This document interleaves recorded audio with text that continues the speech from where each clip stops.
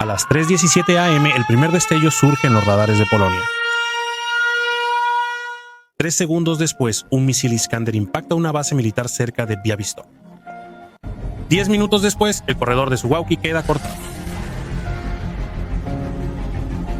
Frente a esto, es solo un incidente local o el inicio de la Tercera Guerra Mundial. No es una película, es el escenario más realista de una guerra que nadie desea, pero todos deben planear. Soy la realidad de los minerales. Te presento hechos y misterios sorprendentes. ¿Cómo sería una guerra entre la OTAN y Rusia? No en una versión de ciencia ficción, sino basado en planes reales, bases de unidades y tiempos posibles. En este video, Factos Rude examina un escenario detallado y factual sobre las posibles consecuencias de un ataque ruso. Por ejemplo, a través del corredor de Suwałki, mostraremos dónde caerían los primeros disparos y misiles, cómo se desarrollarían las primeras horas y días del conflicto y qué tan rápido podría reaccionar la OTAN. ¿Quién fallaría primero según simulaciones y análisis militares? ¿Y qué peligro representan las armas nucleares tácticas? Abróchense los cinturones, repasaremos el escenario militar más oscuro y probable actual. El corredor de Suwałki, franja entre Kaliningrado y Bielorrusia, es el punto de quiebre. Única vía terrestre de los países bálticos con la OTAN, mide 65 kilómetros y es clave estratégicamente. Muchos estrategas militares creen que si Rusia atacara a la OTAN sería en este lugar. No por Ucrania ni Finlandia, sino por el eslabón más débil de la cadena. ¿Por qué? Porque desde Kaliningrado los misiles llegan en menos de 2 minutos y la OTAN no tiene fuerza significativa aquí. No hay ejércitos de tanques, solo unos cuantos grupos de batallones. Si hubiera una guerra entre Rusia y la OTAN, no iniciaría como muchos. No sería un bombardeo masivo de ciudades principales, ni una invasión de miles de tanques cruzando la frontera. El primer golpe sería quirúrgico, rápido y calculado al milisegundo. Fase 1. Silencio electrónico y cibernético. El CSIS indica que el ataque iniciaría apagando la realidad, no con misiles. En la primera fase, Rusia emplearía su arsenal de armas cibernéticas y electrónicas. Sistemas guerra electrónica como Krasuja 4 Murat M o Citel, objetivo: desactivar sistemas de comunicación y radares de la OTAN en el mar Báltico, Polonia y Lituania. A la vez, se realizaría un ciberataque masivo a servidores gubernamentales, inutilizando redes móviles, sistema de posicionamiento global y sistemas de defensa antiaérea. Todo eso sin un solo disparo. Fase 2, salvas de misiles desde Kaliningrado.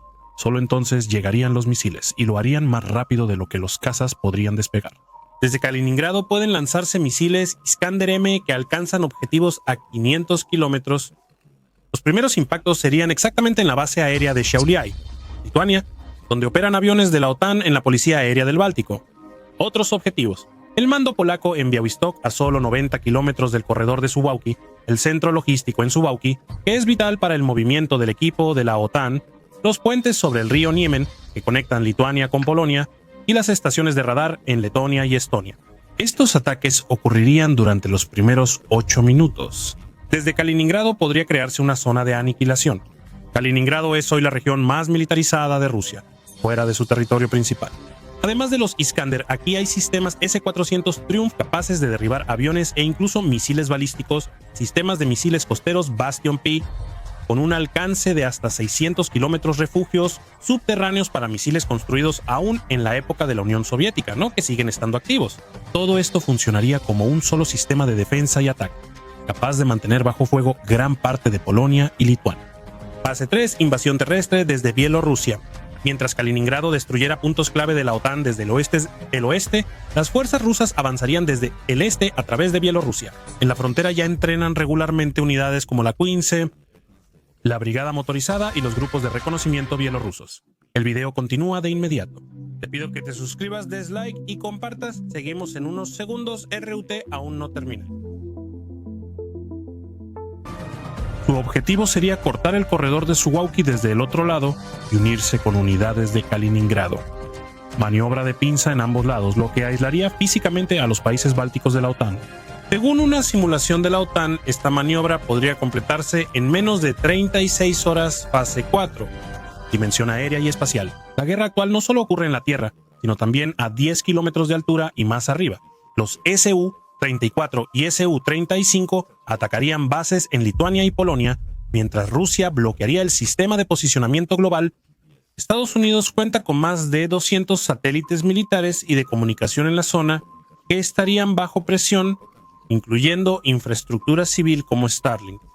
La realidad, los primeros disparos serían silenciosos, sin ningún boom, sin luces ni comunicación, solo sin control. Y luego, golpes precisos que destruirían la infraestructura crítica en cuestión de horas. Solo así iniciaría un conflicto masivo que ya vemos todos. Hasta entonces, quizá miles no sepan que la guerra ya empezó. Y la guerra no espera. Y la pregunta de quién reaccionará primero decide quién obtiene la ventaja o sufre una catástrofe. Las primeras 24 horas, caos, reacciones y decisiones. La OTAN afirma que un ataque a uno es a todos, pero la realidad es más compleja. No todos los países tienen el mismo ritmo de reacción, y no todos quieren arriesgarse a una confrontación inmediata. Motivación principal. Su nueva división de infantería en Podlaquia cuenta con 17,000 soldados listos para intervenir.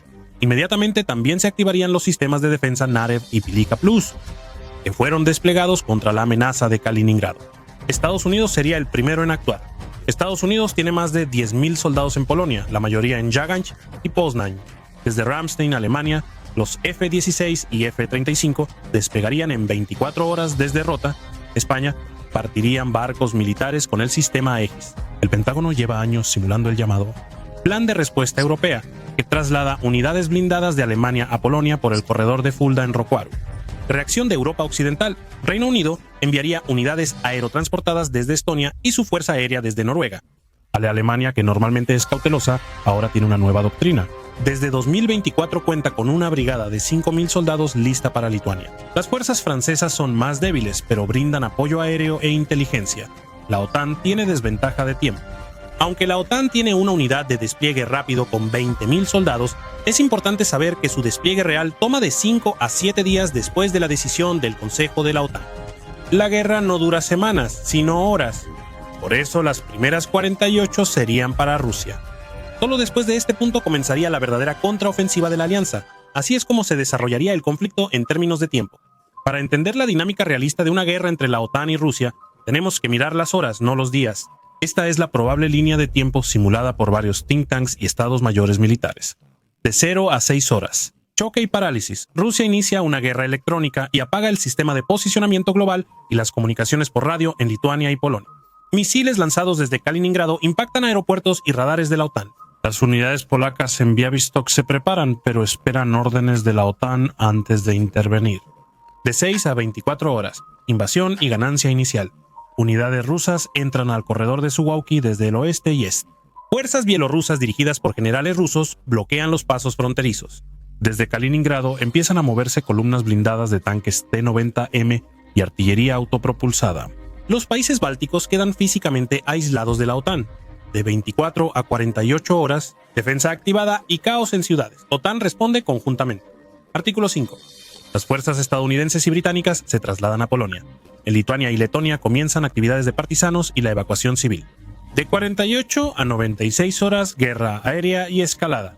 El espacio aéreo de Lituania y Polonia ahora es zona de exclusión para aviones civiles.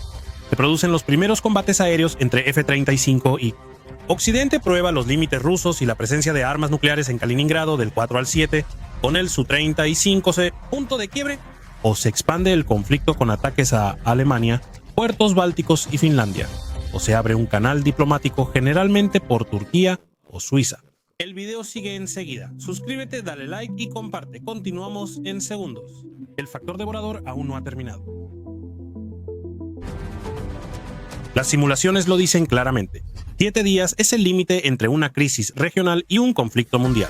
La guerra entre la OTAN y Rusia ya no solo la simulan los generales, también analistas, programas y supercomputadoras. Ahora veamos sus conclusiones. Entre 2016 y 2022, la corporación RAND halló que Rusia puede tomar las capitales bálticas en 60 horas si la OTAN no responde rápido y coordinada. En 9 de cada 10 simulaciones, la OTAN no logró defender Lituania sin sufrir grandes pérdidas. El CSIS y la Agencia Europea de Defensa alertan sobre la dependencia logística de la OTAN en Polonia, la vulnerabilidad de comunicaciones satelitales y la falta de defensa aérea en los países bálticos. Simulaciones de Stanford y el Estado Mayor de la OTAN advierten que si Rusia inicia una guerra en invierno, la OTAN requeriría hasta 30% más de tiempo para movilizar sus fuerzas. Puentes, puertos y ferrocarriles son los puntos más vulnerables de la alianza. En las simulaciones, hasta el 70% del éxito depende más del ritmo de suministro que de las armas. Ahora veremos una posibilidad crítica. ¿Y si Rusia usara armas nucleares? Es la pesadilla de cualquier planificador militar. No sería una guerra nuclear total, sino un pequeño ataque táctico para demostrar que Rusia habla en serio. Esto dice la doctrina nuclear táctica rusa.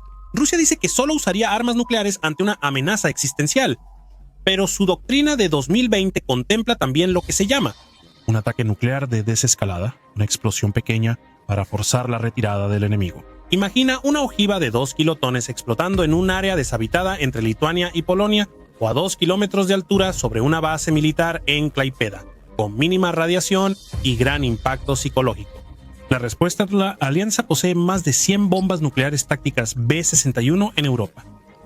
Están en Alemania, Italia, Países Bajos, Bélgica y Turquía. La respuesta podría ser una explosión nuclear en el mar o destruir la base militar de Kaliningrado con armas convencionales. Cada paso implica el riesgo de una explosión en Varsovia, Berlín o Moscú. ¿Y si ocurriera un conflicto nuclear? Juego terminado. Según una simulación de la Universidad de Princeton, una escalada total entre la OTAN y Rusia significaría 90 millones de muertos en las primeras 48 horas, la contaminación de la mitad de Europa y el colapso global de la infraestructura eléctrica y de Internet. Por eso todas las partes saben que el paso nuclear solo se puede dar una vez. Y después de eso ya no hay vuelta atrás. Así podría verse una guerra entre la OTAN y Rusia. No como en una superproducción de cine, sino en una línea de tiempo real. En los mapas que los generales ya están estudiando hoy. En simulaciones que parecen ficción pero que se basan en planes reales. Bases de unidades y armas. En la realidad de una guerra así, nadie gana.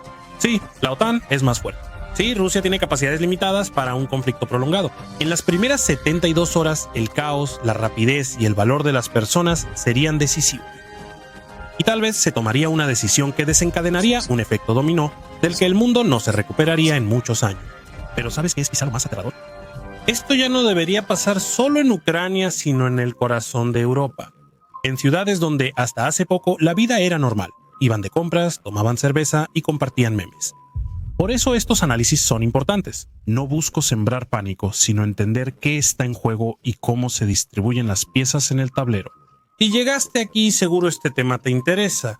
Comenta dónde crees que sería el primer golpe. ¿Será el corredor de Suwałki, Kaliningrado o algo que no hemos considerado? De verdad, Ruth se despide por hoy, pero los misterios nunca duermen. Nos vemos pronto, y no olvides suscribirte para que no te pierdas ningún otro misterio.